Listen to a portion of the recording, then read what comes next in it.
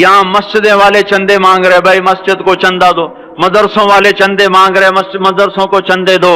یہ تو مسلمان کی غیرت کے خلاف ہے کہ اللہ کے گھر میں مسجد کے لیے چندہ مانگا جائے. اور کہیں صندوقچیاں پھرا رہے، کہیں وہ جھولیاں. ایسی مجھے شرم آتی ہے. یہ کرنے والوں پر بھی میں کیا کہوں، ان کی عقلوں پہ بھی پردہ ہے کہ اللہ کے گھر میں مخلوق کے سامنے جھولی پھیلاتے ہیں.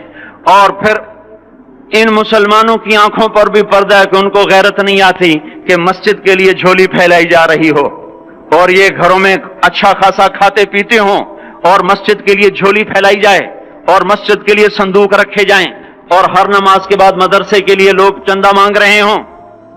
یہ ایمانی اور غیرت کے خلاف، مسلمان کی سخاوت کے خلاف ہے کہ اس طرح مسجد کے لیے جھولیاں پھریں اور مسجد کے لیے صندوق پھریں. ہم تو اللہ کے نام پہ بے دھڑک لگائیں.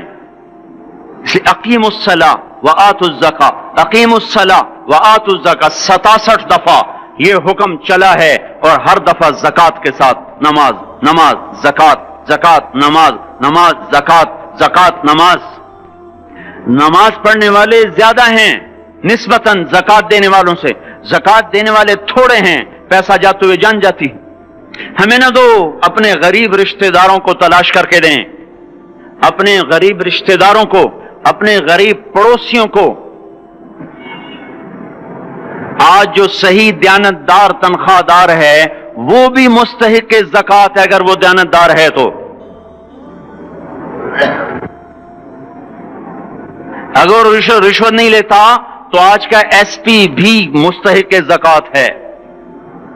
میرا ایک دوست ایس پی کہنے لگا میں زکات کا مستحق ہوں، حالانکہ میں ملتان کا ایس پی ہوں. کہ 15 دن میرے گھر میں کبھی سالن پکتا ہے، کبھی نہیں پکتا. اپنے اوپر صرف خرچ کرنا. بچے کو کھلونے کی خواہش تھی، 1000 روپے کے کھلونے لے کے دے دیے. کیا ظلم ہے یہ، 1000 روپے کے کھلونے بچے کو لے کے دے دیے. کیا اللہ نہیں پوچھے گا کہ اس 1000 سے کسی غریب کے گھر کا دیا جل سکتا تھا اور کسی کے غریب کا ایک ہفتہ گزر سکتا تھا، پھر کسی مسکین رشتہ دار کے گھر میں بھی کچھ سالن پک سکتا تھا.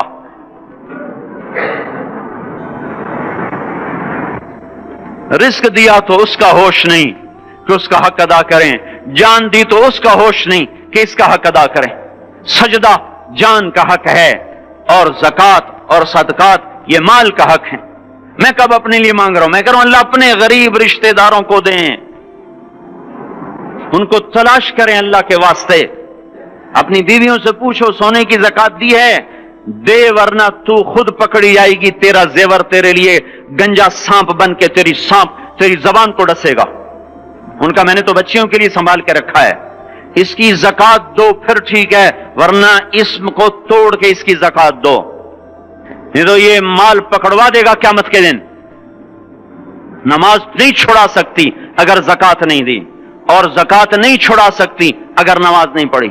مسجد بنا دی 50 لاکھ میں، اگر خود نمازی نہیں تو یہ مسجد بنانا اسے جہنم سے نہیں بچا سکتا. میرے بھائیوں، اپنی جان کا بھی صحیح استعمال کریں اور اپنے مال کا بھی صحیح استعمال کریں. ونرسل العطر من روض الهدى الزاهي ويشرق السلم أنوارا وأنوارا.